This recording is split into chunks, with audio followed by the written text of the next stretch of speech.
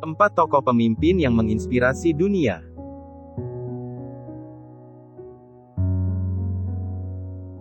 Nelson Mandela.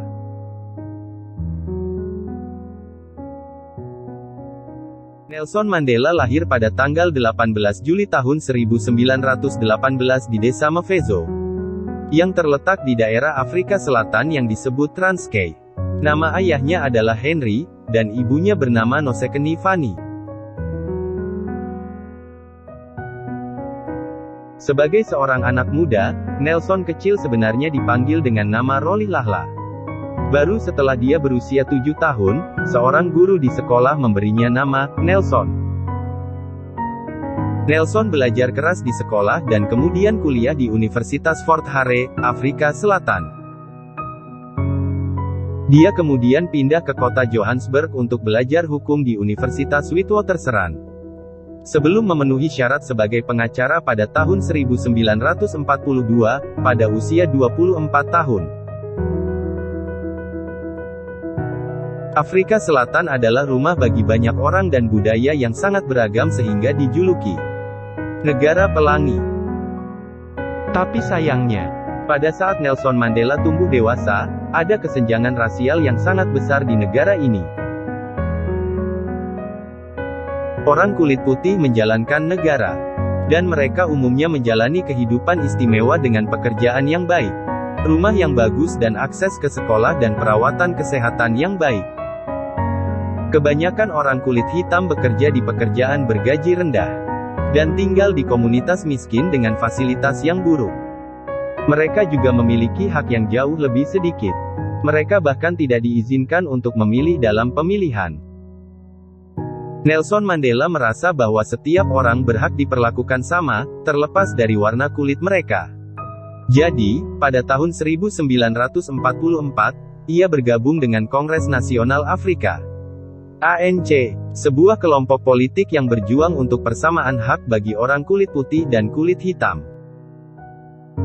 Nelson Mandela menjadi tokoh penting di ANC, dan dia membantu mendirikan dan memimpin bagian untuk kaum muda yang disebut Liga Pemuda ANC. Dia kemudian berkeliling negara untuk mendapatkan dukungan atas protes tanpa kekerasan terhadap Undang-Undang Rasis Partai Nasional. Nelson kemudian ditahan pada akhir 1950-an dan pemerintah melarang adanya kelompok anti-apartheid, seperti ANC. Tapi itu tidak menghentikan Nelson dan rekan-rekan aktivisnya. Pada kenyataannya, mereka merasa lebih banyak yang harus dilakukan untuk membawa perubahan. Meskipun mereka lebih suka menggunakan protes damai dalam perjuangan mereka untuk kesetaraan. Pada tahun 1961, Nelson dan para pemimpin ANC lainnya membentuk kelompok militer rahasia bernama Umkhonto we Sizwe, atau Spear of the Nation. Nelson tahu dia akan berada dalam masalah besar jika pihak berwenang mengetahui tentang tentara rahasia dan rencana mereka, jadi dia tetap bersikap rendah hati. Dia bahkan hidup dalam persembunyian dan melakukan penyamaran. Tetapi pada Agustus tahun 1962, ia ditangkap sekembalinya dari perjalanan ke Aljazair di Afrika Utara, dan dijatuhi hukuman 5 tahun penjara. Pada tahun 1963, polisi menggerebek sebuah peternakan di dekat kota Johannesburg dan menemukan dokumen milik tentara rahasia, serta senjata. Hasilnya, Nelson dan 7 pria lainnya didakwa karena berkomplot untuk menggulingkan pemerintah dan diberi hukuman seumur hidup. Nelson akan menghabiskan 27 tahun ke depan di balik jeruji besi. Nelson Mandela menjadi tahanan terkenal, dan ada panggilan di seluruh dunia untuk bebaskan Nelson Mandela. Selama beberapa dekade, negara-negara di seluruh dunia telah menekan Afrika Selatan untuk mengakhiri apartheid. Perubahan akhirnya datang pada tahun 1989. Presiden Afrika Selatan, F.W. de Klerk, bertemu dengan Nelson Mandela dan pada tahun 1990 membebaskannya. Nelson menjadi presiden ANC dan bekerja dengan F.W. de Klerk untuk mengakhiri apartheid dengan cara yang harmonis, dan memperkenalkan persamaan hak bagi semua orang. Perjuangan mereka untuk membuat Afrika Selatan menjadi tempat yang lebih damai memenangkan pasangan. Itu hadiah Nobel Perdamaian pada tahun 1993. Datanglah pemilihan umum 1994, semua ras di Afrika Selatan diizinkan untuk memilih. Kerja keras Nelson akhirnya terbayar. Dan Nelson Mandela menjadi presiden kulit hitam pertama Afrika Selatan. Sebagai Presiden Afrika Selatan, Nelson Mandela meningkatkan standar hidup dan fasilitas populasi kulit hitam Afrika Selatan, yang telah menderita selama beberapa dekade di bawah apartheid. Dia juga bekerja keras untuk menjadikan Afrika Selatan negara yang setara, di mana orang-orang dari semua ras dapat hidup bersama dalam damai. Pada tahun 1999, Nelson Mandela pensiun sebagai presiden dan penggantinya bernama Mbeki.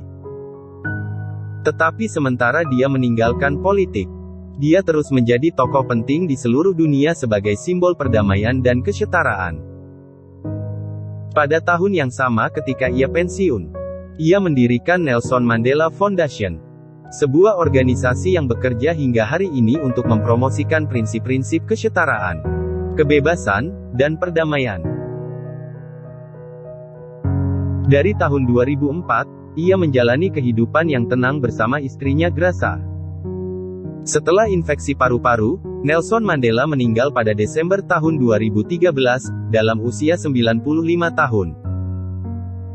Semangat dan nilai-nilai Nelson Mandela masih sangat hidup hingga hari ini. Dan dia akan selamanya dikenang. Dia menulis sebuah buku berjudul Long Walk to Freedom, di mana orang dapat membaca tentang perjuangan yang dia hadapi dalam pertempurannya melawan diskriminasi dan memperjuangkan kesetaraan. Pada tahun 2009, ulang tahun Nelson, tanggal 18 Juli secara resmi dinamai Hari Nelson Mandela. Semoga pilihan Anda mencerminkan harapan Anda, bukan ketakutan Anda.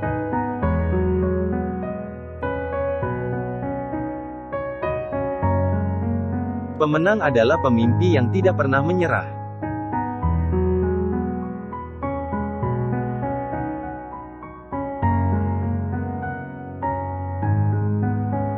Anda akan mencapai lebih banyak di dunia ini melalui tindakan belas kasih, daripada yang Anda lakukan melalui tindakan pembalasan.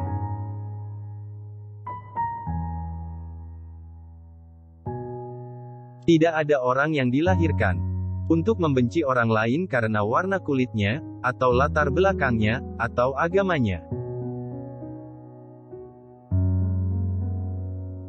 Saya bukan orang suci, kecuali jika Anda menganggap orang suci sebagai orang berdosa yang terus berusaha menjadi baik.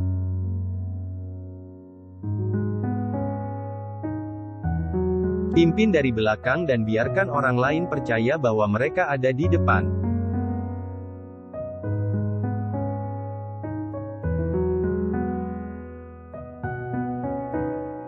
Saya belajar bahwa keberanian bukanlah ketiadaan rasa takut, tetapi kemenangan atasnya.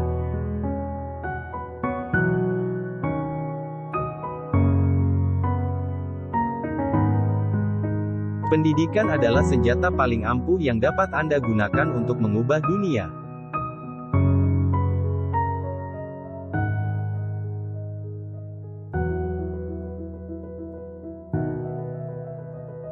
Jangan menilai saya dari kesuksesan saya. Nilailah saya berapa kali saya jatuh dan bangkit lagi.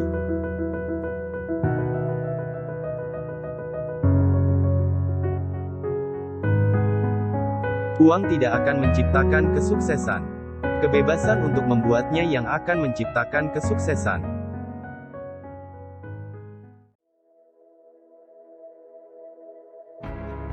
Barack Obama. Temuan awal mula kedua orang tua Barack Obama yaitu di mana pada saat menempuh pendidikan kuliah. Ayah Obama yang bernama Barack Hussein Obama bertemu dengan Ann Dunham, seorang wanita kulit putih dari Wichita, Kansas hingga memutuskan menikah dengan wanita tersebut. Ayah Obama pernah bertempur dengan Angkatan Darat AS dalam Perang Dunia II sebelum memindahkan keluarganya ke Hawaii pada tahun 1959. Barack Obama lahir pada tanggal 4 Agustus tahun 1961, akan tetapi setelah kelahirannya, orang tua Obama kemudian berpisah, dan ayah Obama memutuskan untuk kembali ke negara Kenya. Ann Dunham menikah lagi pada tahun 1965. Suami baru Ann Dunham adalah seorang pria Indonesia bernama Lolo Sutoro. Ann Dunham pindah bersama putranya yang masih kecil ke Jakarta pada akhir 1960-an. Dan di sana Ann bekerja sebagai kedutaan AS. Pada usia 10 tahun, Obama kembali ke Hawaii untuk tinggal bersama kakek dan neneknya dari pihak ibu. Dia bersekolah di Punahou School, sebuah sekolah swasta elit di mana seperti yang dia tulis dalam memo yang berjudul Dreams from My Father pada tahun 1995. Dia pertama kali mulai memahami ketegangan yang melekat pada latar belakang ras. Ia kemudian melanjutkan sekolahnya di perguruan tinggi Occidental di Los Angeles. Dan setelah 2 tahun, Obama dipindahkan ke Universitas Columbia di New York City, dan lulus pada tahun 1983 dengan gelar ilmu politik. Dia lulus magna cum laude dari Harvard Law School pada tahun 1991. Sedikit penjelasan magna cum laude merupakan lulus dengan predikat atau dengan sebutan kehormatan besar dikarenakan mendapatkan nilai yang sangat tinggi saat menempuh pendidikan di Harvard. Selama di Harvard, dia menjadi editor kulit hitam pertama di Harvard Law Review yang bergengsi dan Obama juga bekerja di New York Public Interest Research Group, NYPIRG. Setelah 2 tahun bekerja di penelitian perusahaan dan di New York Public Interest Research Group, NYPIRG, di New York City, Obama pindah ke Chicago, di mana ia mengambil pekerjaan sebagai pengorganisasi komunitas dengan kelompok berbasis gereja. The Developing Project Komunitas. Selama beberapa tahun berikutnya, ia bekerja dengan penduduk berpenghasilan rendah di komunitas Roseland Chicago dan pengembangan perumahan umum Alcgett Gardens di sebagian besar kota Black South Side. Obama kemudian menyebut pengalaman itu sebagai pendidikan terbaik yang pernah saya dapatkan. Lebih baik dari apapun yang saya dapatkan di Harvard Law School, lembaga bergengsi yang ia masuki pada tahun 1988. Pada tahun 1996, Obama secara resmi meluncurkan karir politiknya sendiri. Barack Obama memenangkan pemilihan Senat Negara bagian Illinois dengan Partai Demokrat dari lingkungan Southside Hyde Park.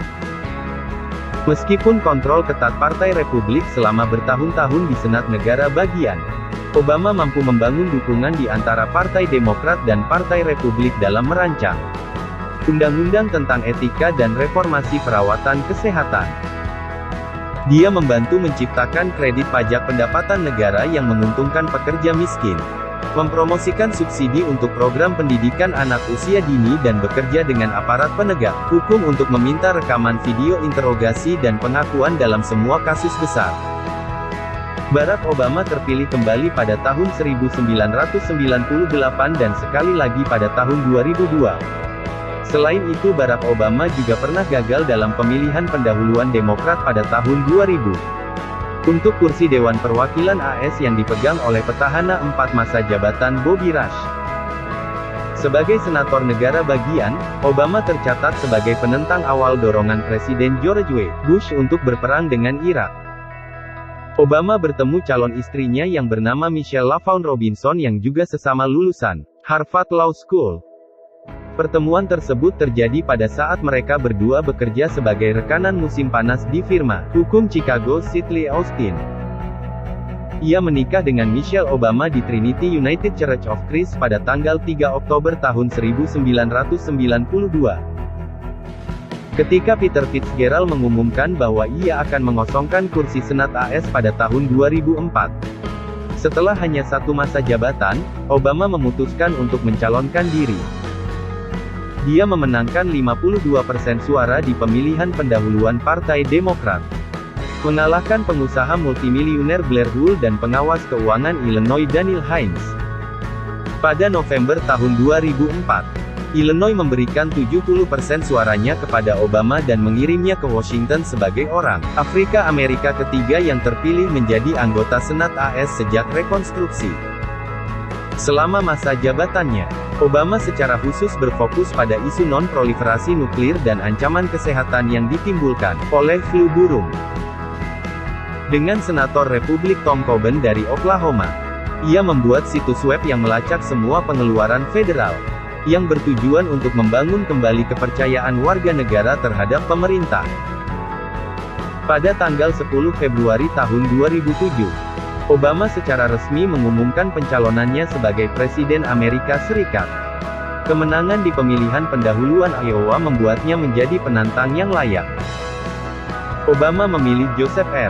Biden Jr. sebagai pasangannya. Biden telah menjadi senator AS dari Delaware sejak 1972. Pernah menjadi calon presiden dari Partai Demokrat dan menjabat sebagai Ketua Komite Hubungan Luar Negeri Senat. Lawan Obama adalah Senator Arizona John S. McCain, seorang veteran Vietnam dan mantan tawanan perang yang memilih Gubernur Alaska Sarah Palin sebagai pasangannya. Krisis keuangan yang parah di bulan-bulan menjelang pemilihan mengalihkan fokus negara ke masalah ekonomi. Baik Obama maupun McCain bekerja untuk menunjukkan bahwa mereka memiliki rencana terbaik untuk perbaikan ekonomi. Dengan beberapa minggu tersisa, sebagian besar jajak pendapat menunjukkan Obama sebagai yang terdepan. Pada tanggal 4 November, antrean di tempat pemungutan suara di seluruh negara menandai partisipasi bersejarah dan menghasilkan kemenangan Demokrat, dengan Obama merebut beberapa kubu Republik Virginia, Indiana dan negara bagian Florida, Ohio, yang telah dimenangkan oleh Partai Republik pada pemilu baru-baru ini. Naik panggung di Chicago's Grand Park bersama istrinya, Michelle, dan dua putri mereka yang masih kecil, Malia Obama dan Sasha Obama. Dia mengakui sifat bersejarah dari kemenangannya sambil merenungkan tantangan serius yang ada di depan. Jalan di depan akan panjang, pendakian kita akan curam. Kita mungkin tidak sampai di sana dalam 1 tahun atau bahkan 1 masa jabatan. Tetapi Amerika, saya tidak pernah lebih berharap daripada saya malam ini bahwa kita akan sampai di sana. Saya berjanji, kita sebagai rakyat akan sampai di sana. Begitulah pidato yang Obama sampaikan saat kemenangannya dalam pemilu. Pada tanggal 23 Maret tahun 2010, Obama menandatangani Undang-Undang Perawatan Terjangkau, yang dikenal sebagai Perawatan Kesehatan Universal atau Obamacare. Tujuannya adalah untuk memberikan setiap orang Amerika akses ke perawatan kesehatan yang terjangkau, dengan mewajibkan setiap orang untuk memiliki asuransi kesehatan, tetapi kemudian menyediakan cakupan untuk orang-orang dengan kondisi yang sudah ada sebelumnya. Kelompok yang sebelumnya sering ditolak cakupannya, dan mengharuskan perusahaan asuransi kesehatan untuk menghabiskan setidaknya 80% dari premi, untuk menyediakan layanan medis yang sebenarnya. Barack Obama terpilih kembali untuk masa jabatan kedua pada 2012. Mengalahkan Mitt Romney dari Partai Republik dan pasangannya Paul Ryan. Masa jabatan keduanya ditandai dengan beberapa acara internasional. Pada tahun 2013, Obama secara tegas menentang penggunaan senjata kimia pada warga sipil oleh pemimpin Suriah Bashar al-Assad, menghindari serangan langsung ke Suriah ketika al-Assad setuju untuk menerima proposal Rusia untuk melepaskan senjata kimianya. Perubahan tidak akan datang jika kita menunggu orang lain atau jika kita menunggu beberapa waktu. Kami adalah orang-orang yang kami tunggu-tunggu.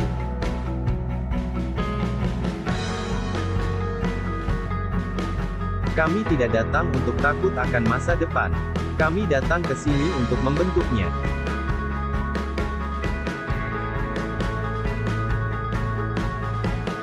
Kemajuan akan datang sesuai dan dimulai. Itu tidak selalu garis lurus. Jalannya tidak selalu mulus.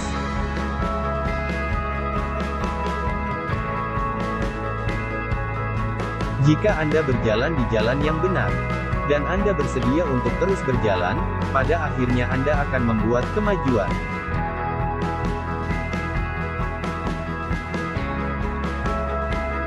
Uang bukan satu-satunya jawaban, tapi itu membuat perbedaan.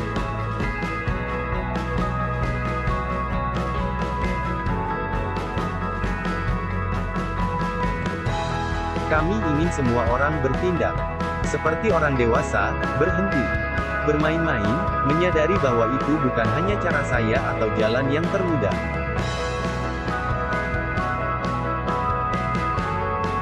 Saya tidak menentang semua perang. Apa yang saya lawan adalah perang bodoh. Apa yang saya lawan adalah perang gegabah.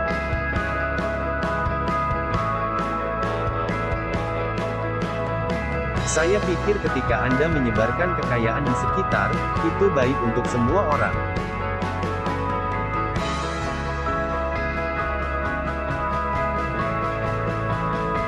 Kami tidak meminta Anda untuk percaya pada kemampuan kami untuk membawa perubahan. Melainkan, kami meminta Anda untuk percaya pada kemampuan Anda.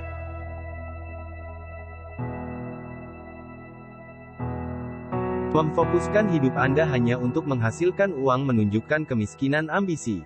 Ini meminta terlalu sedikit dari diri Anda sendiri. Dan itu akan membuat Anda tidak puas.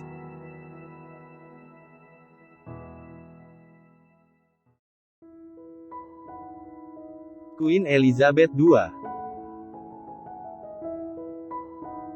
Ratu Elizabeth II dari Inggris Raya adalah ratu yang paling lama memerintah dalam sejarah Inggris.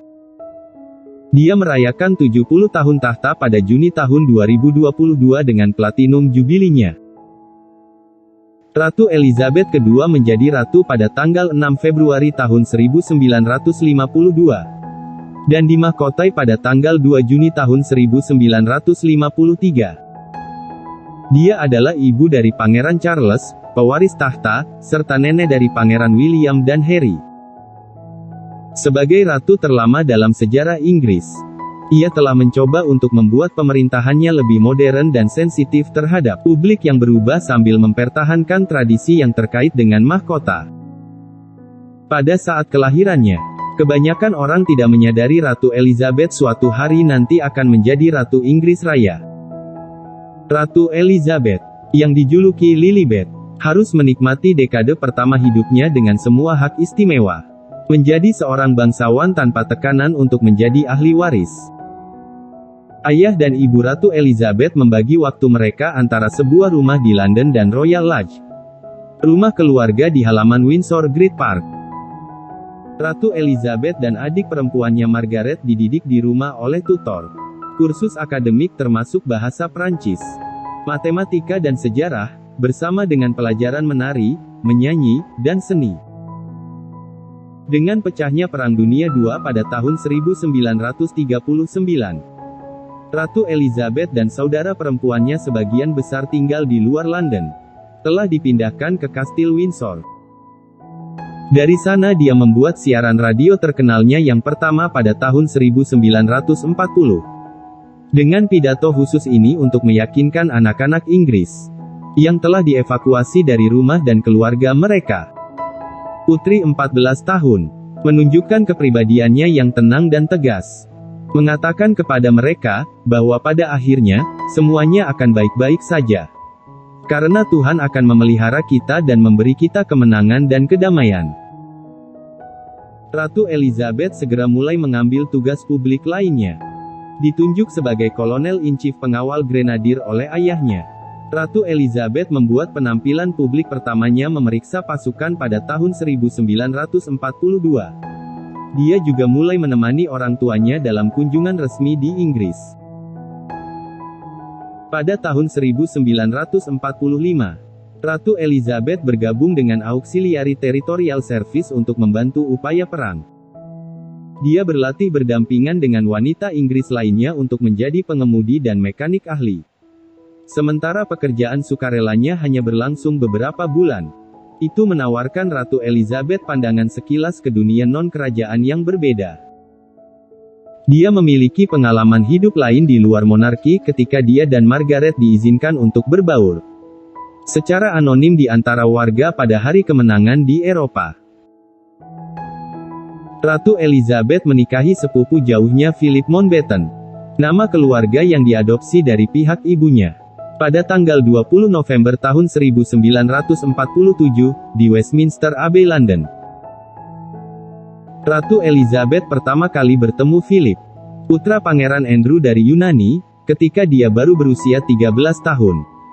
Dia jatuh cinta padanya sejak awal bertemu. Keduanya terus berhubungan selama bertahun-tahun dan akhirnya jatuh cinta. Mereka merupakan pasangan yang tidak biasa. Ratu Elizabeth pendiam sementara Philip riuh dan belak-belakan. Ayahnya, Raja George VI, ragu-ragu tentang hubungan itu karena, meskipun Mountbatten memiliki ikatan dengan keluarga kerajaan Denmark dan Yunani, dia tidak memiliki kekayaan besar dan dianggap oleh beberapa orang memiliki kepribadian yang kasar. Pada saat pernikahan mereka, Inggris Raya masih belum pulih dari kerusakan akibat Perang Dunia II. Dan Ratu Elizabeth mengumpulkan kupon pakaian untuk mendapatkan kain untuk gaunnya. Ratu Elizabeth memiliki ahli waris yaitu putra Charles lahir pada 1948. Setahun setelah pernikahan mereka, dan putri Anne lahir pada 1950. Ratu Elizabeth memiliki dua anak lagi putra Andrew dan Edward masing-masing lahir pada 1960 dan 1964. Pada tahun 1969, ia secara resmi menjadikan Charles sebagai penggantinya dengan memberinya gelar Pangeran Wales. Ratusan juta orang menyaksikan upacara itu di televisi. Pada tahun 1981 Charles yang berusia 32 tahun menikahi Diana Spencer yang berusia 19 tahun. Dengan desas-desus kemudian muncul bahwa dia ditekan ke dalam pernikahan dari keluarganya. Pernikahan itu menarik banyak orang di jalan-jalan London dan jutaan orang menonton prosesnya di televisi. Ketika Elizabeth menjadi ratu, Inggris pasca perang masih memiliki kerajaan, kekuasaan, dan ketergantungan yang substansial. Namun, selama tahun 1950-an dan 1960-an, banyak dari kepemilikan ini mencapai kemerdekaan dan kerajaan Inggris berkembang menjadi persemakmuran bangsa-bangsa. Elizabeth II melakukan kunjungan ke negara-negara lain, sebagai kepala persemakmuran dan perwakilan dari Inggris, termasuk perjalanan terobosan ke Jerman pada tahun 1965. Dia menjadi Ratu Inggris pertama yang melakukan kunjungan kenegaraan di sana dalam lebih dari 5 dekade. Selama tahun 1970-an dan 1980-an, Elizabeth terus bepergian secara ekstensif. Pada tahun 2011, Elizabeth menunjukkan bahwa mahkota tersebut masih memiliki kekuatan simbolis dan diplomatik. Ketika ia menjadi Ratu Inggris pertama yang mengunjungi Republik Irlandia sejak 1911. Ketika seluruh Irlandia masih menjadi bagian dari Britania Raya. Ketika kedamaian datang, ingatlah itu untuk kita, anak-anak hari ini, untuk membuat dunia masa depan menjadi tempat yang lebih baik dan lebih bahagia.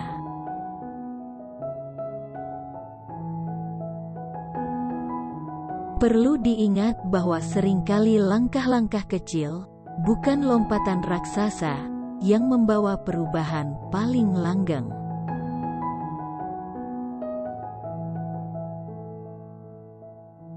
Kenangan indah adalah kesempatan kedua kita untuk bahagia.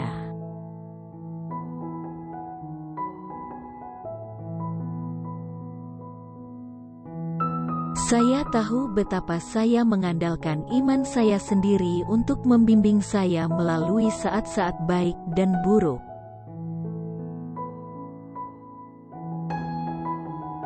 Setiap orang adalah tetangga kita, tidak peduli apa ras, keyakinan atau warna kulitnya.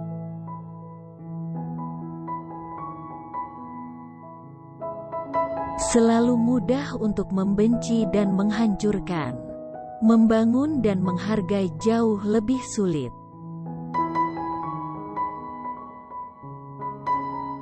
Dengan bertambahnya usia memang datang pengalaman dan itu bisa menjadi kebajikan jika digunakan dengan bijaksana.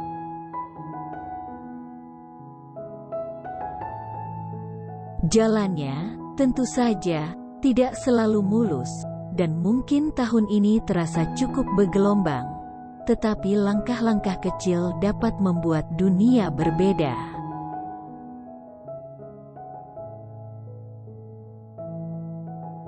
Tidak bisa dipungkiri, umur panjang bisa melewati banyak milestone, milikku tidak terkecuali.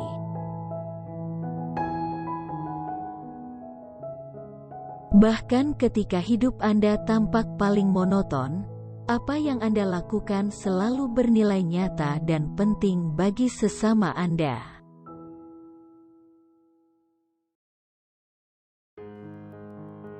Insinyur Soekarno.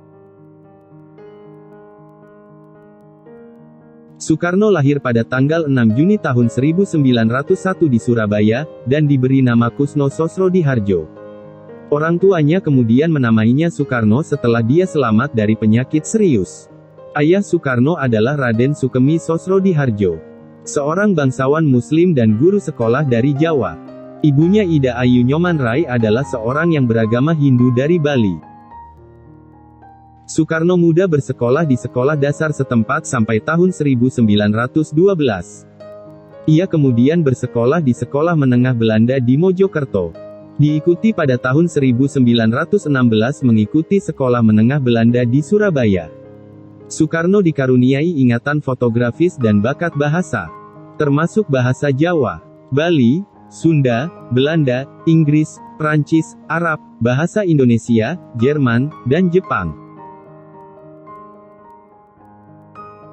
Semasa SMA di Surabaya, Soekarno tinggal bersama pemimpin nasionalis Indonesia Cokro Aminoto. Ia jatuh cinta dengan putri tuan tanahnya, Siti Utari, yang dinikahinya pada 1920. Tahun berikutnya, Soekarno pergi untuk belajar teknik sipil di Institut Teknik di Bandung dan jatuh cinta lagi.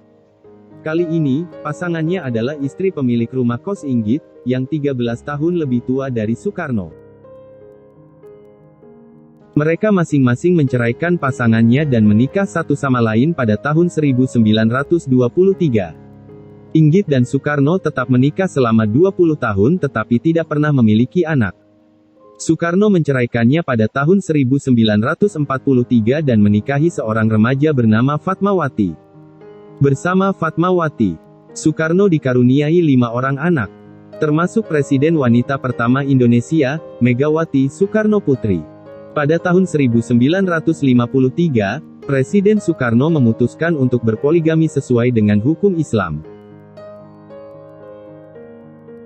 Ketika menikah dengan seorang wanita Jawa bernama Hartini pada tahun 1954, ibu negara Fatmawati sangat marah sehingga dia pindah dari istana ke presidenan.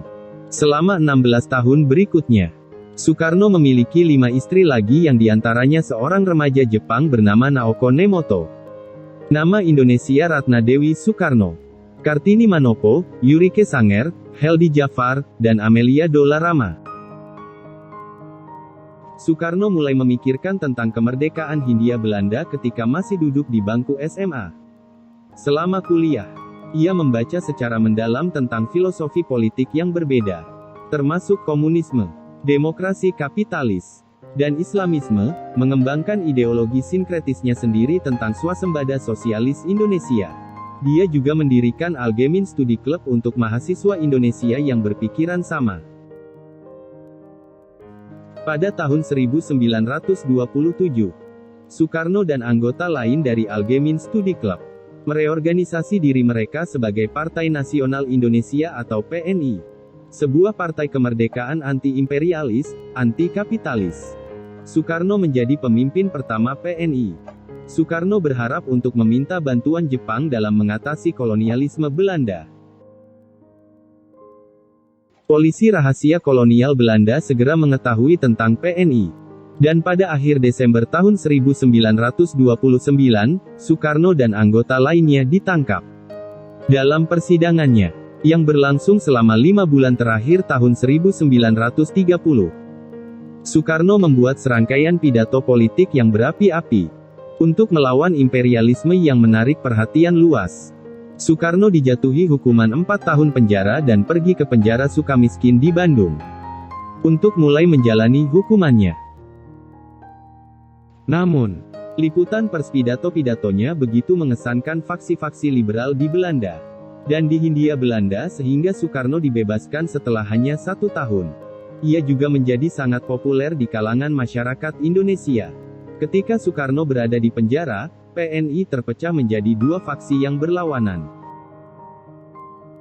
1 partai, Partai Indonesia, lebih menyukai pendekatan revolusi yang militan, sedangkan Pendidikan Nasional Indonesia, PNI baru, menganjurkan revolusi yang lambat melalui pendidikan dan perlawanan secara damai.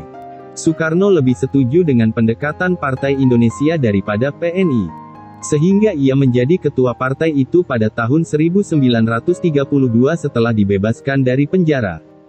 Pada tanggal 1 Agustus tahun 1933, polisi Belanda menangkap Soekarno lagi ketika sedang berkunjung ke Jakarta. Pada bulan Februari tahun 1942, tentara Kekaisaran Jepang menyerbu Hindia Belanda. Terputus dari bantuan pendudukan Jerman di Belanda, kolonial Belanda dengan cepat menyerah kepada Jepang. Belanda memaksa Soekarno dan menggiring Soekarno ke Padang, serta berniat mengirimnya ke Australia sebagai tawanan. Tetapi harus meninggalkannya untuk menyelamatkan diri saat pasukan Jepang mendekat.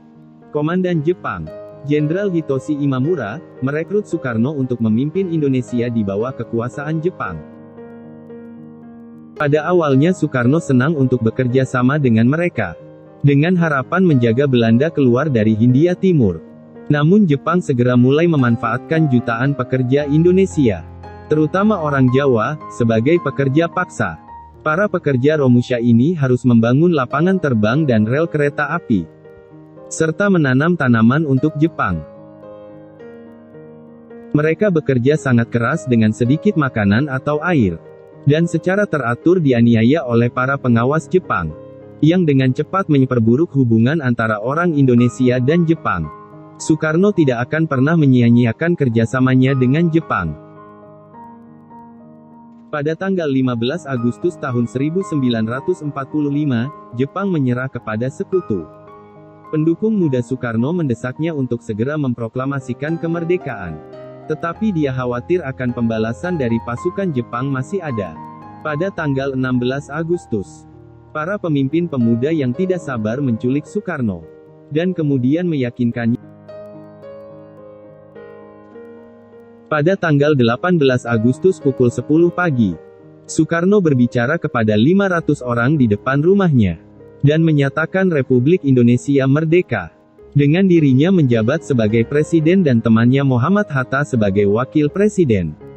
Ia juga mengumumkan Undang-Undang Dasar Negara Republik Indonesia tahun 1945. Meskipun tentara Jepang masih di Indonesia dan mencoba untuk menekan berita deklarasi, berita menyebar dengan cepat melalui selentingan. 1 bulan kemudian, pada tanggal 19 September tahun 1945, Soekarno berbicara kepada lebih dari 1 juta orang di Lapangan Merdeka di Jakarta. Pemerintah kemerdekaan yang baru menguasai Jawa dan Sumatera, sementara Jepang mempertahankan kekuasaannya di pulau-pulau lain. Menjelang akhir September tahun 1945, Inggris akhirnya muncul di Indonesia, menduduki kota-kota besar pada akhir Oktober. Sekutu memulangkan 70.000 orang Jepang, dan secara resmi mengembalikan negara itu ke statusnya sebagai koloni Belanda. Karena statusnya sebagai kolaborator dengan Jepang, Soekarno harus menunjuk seorang Perdana Menteri murni, Sultan Syahrir, dan memungkinkan pemilihan parlemen saat ia mendorong pengakuan internasional dari Republik Indonesia. Di bawah penjajahan Inggris, pasukan kolonial Belanda mulai kembali mempersenjatai tawanan perang Belanda, yang sebelumnya ditawan oleh Jepang dan terus menembaki orang Indonesia. Pada bulan November, kota Surabaya mengalami pertempuran yang menewaskan ribuan orang Indonesia dan 300 tentara Inggris. Kejadian ini mendorong Inggris untuk mempercepat penarikan mereka dari Indonesia. Dan pada bulan November tahun 1946, semua pasukan Inggris telah pergi dan 150.000 tentara Belanda kembali lagi. Menghadapi unjuk kekuatan ini dan prospek perjuangan kemerdekaan yang panjang dan berdarah, Soekarno memutuskan untuk merundingkan penyelesaian dengan Belanda. Meskipun oposisi keras dari Partai Nasionalis Indonesia lainnya, Soekarno menyetujui perjanjian Linggajati November tahun 1946, yang memberikan kontrol pemerintah Jawa, Sumatera, dan Madura saja kepada Belanda. Namun, pada Juli tahun 1947, Belanda melanggar perjanjian, dan meluncurkan invasi ke pulau-pulau yang dikuasai Republik Indonesia. Kecaman internasional memaksa mereka untuk menghentikan invasi. Pada bulan berikutnya, mantan Perdana Menteri Syahrir terbang ke New York untuk memohon intervensi kepada PBB. Belanda menolak untuk menarik diri dari daerah-daerah yang telah direbut dalam operasi Produk. Dan sebagai akibatnya pemerintah nasionalis Indonesia harus menandatangani perjanjian Renville pada Januari tahun 1948, yang mengakui penguasaan Belanda atas Jawa dan tanah pertanian terbaik di Sumatera. Di seluruh pulau, kelompok-kelompok gerilya yang tidak sejalan dengan pemerintahan Soekarno bermunculan untuk melawan Belanda. Pada bulan Desember tahun 1948, Belanda melancarkan invasi besar lainnya ke Indonesia, yang disebut Operasi Kraai. Mereka menangkap Soekarno, Perdana Menteri Muhammad Hatta, Syahrir, dan para pemimpin nasionalis lainnya. Reaksi terhadap invasi dari komunitas internasional ini bahkan lebih kuat. Amerika Serikat mengancam akan menghentikan Marshall Aid ke Belanda jika tidak berhenti. Di bawah ancaman ganda dari upaya gerilya Indonesia yang kuat dan tekanan internasional, Belanda menyerah. Pada tanggal 7 Mei tahun 1949, mereka menandatangani perjanjian Rum van Rooijen, menyerahkan Yogyakarta kepada kaum nasionalis dan membebaskan Soekarno dan para pemimpin lainnya dari penjara. Pada tanggal 27 Desember tahun 1949, Belanda secara resmi setuju untuk melepaskan klaimnya atas Indonesia. Pada bulan Agustus tahun 1950, bagian terakhir dari Indonesia merdeka dari Belanda. Peran Soekarno sebagai presiden sebagian besar bersifat seremonial. Tetapi sebagai bapak bangsa, ia memiliki banyak pengaruh. Negara baru menghadapi sejumlah tantangan. Muslim, Hindu, dan Kristen bentrok. Etnis Tionghoa bentrok dengan orang Indonesia, dan Islamis berperang dengan komunis pro-ateis. Selain itu, militer dibagi antara pasukan terlatih Jepang dan mantan pejuang gerilya. Pada Oktober tahun 1952, para mantan gerilyawan mengepung Istana Soekarno dengan tank-tank, menuntut agar parlemen dibubarkan. Soekarno keluar sendirian dan memberikan pidato, yang meyakinkan militer untuk mundur. Namun, pemilihan umum baru pada tahun 1955 tidak melakukan apapun untuk meningkatkan stabilitas di negara. Parlemen terbagi di antara semua faksi yang bertikai, dan Soekarno khawatir seluruh hal itu akan runtuh. Soekarno merasa dia membutuhkan lebih banyak otoritas dan bahwa demokrasi gaya barat tidak akan pernah berfungsi dengan baik di Indonesia yang bergejolak. Meskipun mendapat protes dari Wakil Presiden Hatta, pada tahun 1956 ia mengajukan rencananya untuk demokrasi terpimpin, di mana Soekarno, sebagai presiden, akan memimpin penduduk untuk mencapai konsensus tentang masalah-masalah nasional. Pada bulan Desember tahun 1956, Hatta mengundurkan diri untuk menentang perebutan kekuasaan yang terang-terangan. Ini kejutan bagi warga di seluruh negeri. Bulan itu dan sampai Maret tahun 1957, komandan militer di Sumatera dan Sulawesi menggulingkan pemerintah daerah Republik dan mengambil alih kekuasaan. Mereka menuntut agar Hatta dipulihkan dan pengaruh komunis atas politik diakhiri. Soekarno menanggapinya dengan mengangkat Juanda Kartawijaya sebagai wakil presiden, yang setuju dengannya tentang demokrasi terpimpin, dan mengumumkan darurat militer pada tanggal 14 Maret tahun 1957. Di tengah ketegangan yang meningkat, Soekarno menghadiri acara sekolah di Jakarta Pusat pada tanggal 30 November tahun 1957. Seorang anggota kelompok Darul Islam mencoba membunuhnya di sana dengan granat. Soekarno tidak terluka, tetapi 6 anak sekolah meninggal. Soekarno mempererat cengkeramannya di Indonesia, mengusir 40.000 warga negara Belanda dan menasionalisasi semua properti mereka, serta milik perusahaan milik Belanda seperti perusahaan minyak Royal Dutch Shell. Meskipun Soekarno tampaknya telah mencengkeram Indonesia dalam kepalan tangan, koalisi dukungan militer komunisnya rapuh. Militer membenci pertumbuhan pesat komunisme dan mulai mencari aliansi dengan para pemimpin Islam, yang juga tidak menyukai komunis pro-ateisme. Merasa bahwa militer semakin kecewa, Soekarno mencabut darurat militer pada tahun 1963 untuk mengekang kekuasaan Angkatan Darat. Pada April tahun 1965, konflik antara militer dan komunis meningkat ketika Soekarno mendukung seruan pemimpin komunis Aidit untuk mempersenjatai kaum tani Indonesia. Intelijen AS dan Inggris mungkin tidak menjalin kontak dengan militer di Indonesia untuk menjajaki kemungkinan menjatuhkan Soekarno.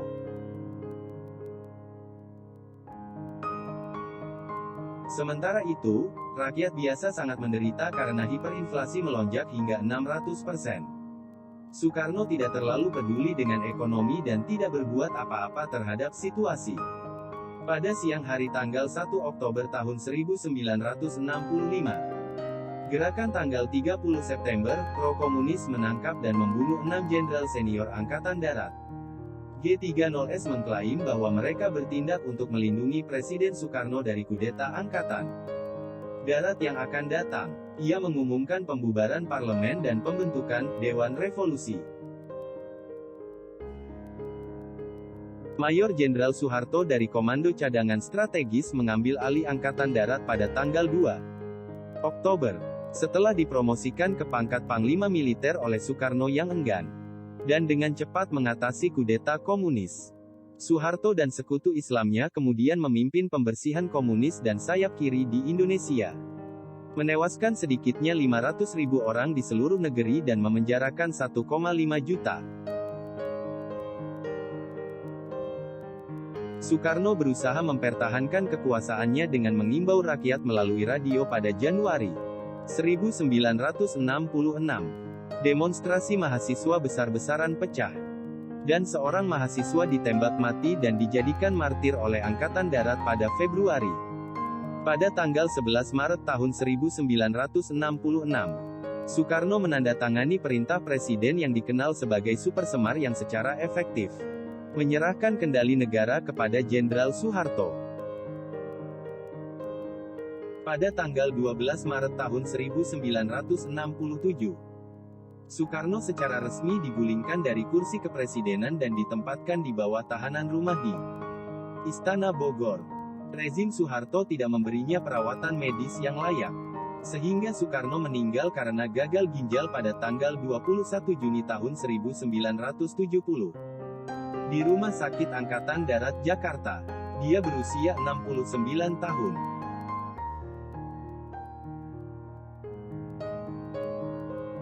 Bangunlah suatu dunia di mana semua bangsanya hidup dalam damai dan persaudaraan.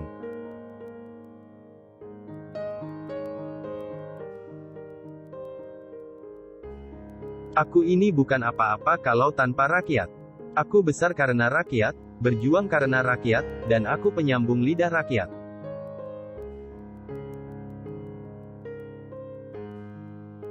Sebelum kamu mengeluh tentang rasa dari makananmu, pikirkan tentang seseorang yang tidak punya apapun untuk dimakan.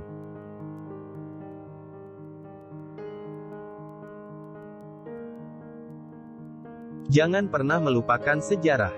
Itu akan membuat dan mengubah siapa kita.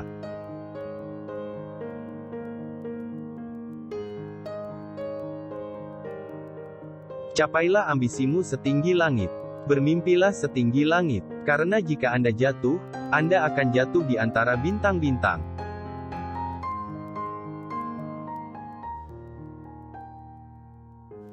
Seribu orang tua hanya bisa bermimpi, tetapi seorang pemuda mampu mengubah dunia.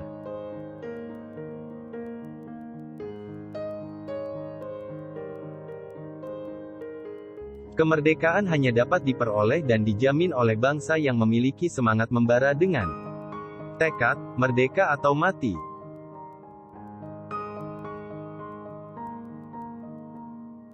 Belajar tanpa berpikir tidak ada gunanya, tetapi berpikir tanpa belajar sangat berbahaya.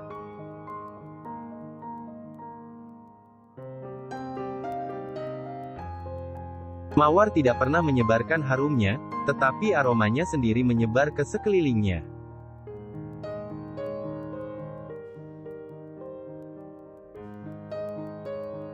Menaklukkan ribuan manusia mungkin tidak disebut pemenang. Tapi mampu menaklukkan diri sendiri disebut penakluk yang brilian.